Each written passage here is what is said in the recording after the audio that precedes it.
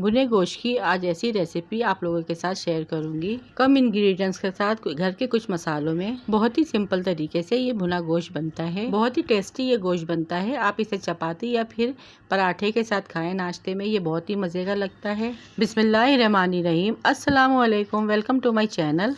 मैं हूँ शेफ जाहिदा। आप देख रहे हैं मेरा यूट्यूब चैनल रेसिपी बाय मी। आप इस रेसिपी को बनाएंगे तो आपके दस्तरखान पर बैठे हुए तमाम लोग इस भुने गोश्त की तारीफ करेंगे। खाने में तो ये लगता है बहुत मज़े का, लेकिन इसे बनाना भी बहुत आसान है। तो आइए देख लेते हैं कि ये भुना गोश्त मैं किस तरह से बनाकर तैयार करूँगी।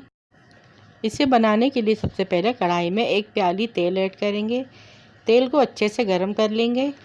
फिर 4 मीडियम साइज़ की प्याज को मैंने बारीक बारीक कट कर लिया है, वो ऐड कर देंगे और इसे लाइट ब्राउन होने तक फ्राई कर लेंगे।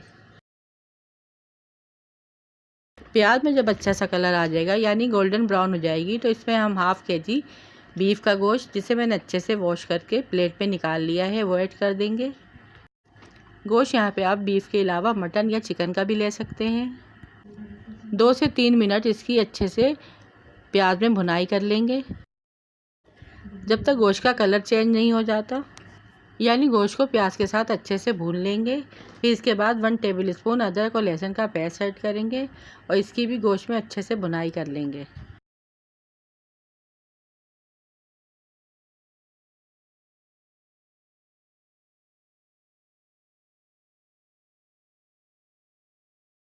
और ये देखिए गोश्त का कलर चेंज हो चुका है। अब इसमें हम कुछ मसाले ऐड करेंगे।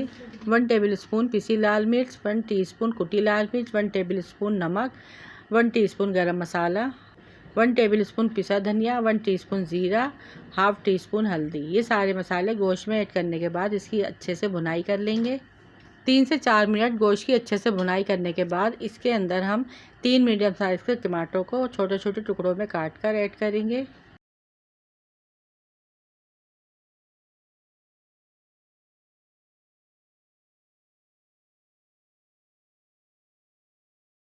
फिर टमाटरों को गोश्त में अच्छे से भून लेंगे।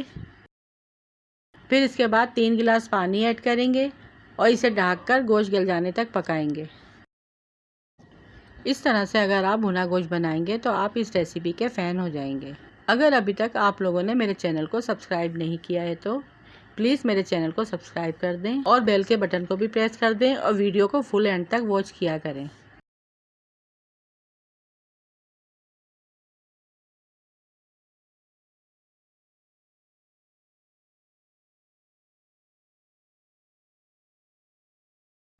तकरीबन यहाँ पर 2 से ढाई घंटे लगे थे। गोश्त यहाँ पर अच्छे से गल चुका है।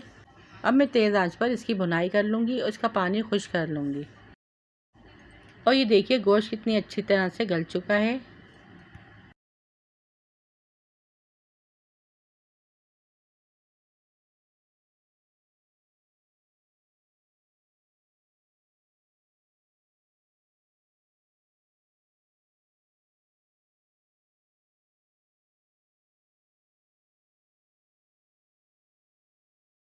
भुनाई करने के बाद यहाँ पे मैं कुछ गरम मसाले भी ऐड करूँगी। काली मिर्च, लौंग, जायफल, जवित्री और बड़ी इलायची।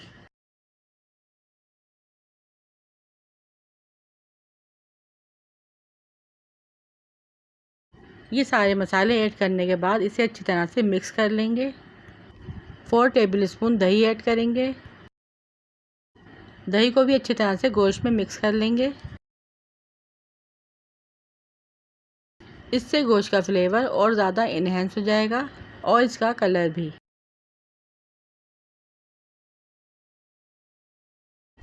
अब तेज़ आंच पे इसको यहाँ तक भूनेंगे जब तक घी ऊपर नहीं आ जाता। और 5 मिनट के बाद यहाँ पर भुना गोश्त हमारा तैयार है, जिसमें भुने गोश्त और गरम मसाले की बहुत ही मज़े की खुशबू आ रही थी।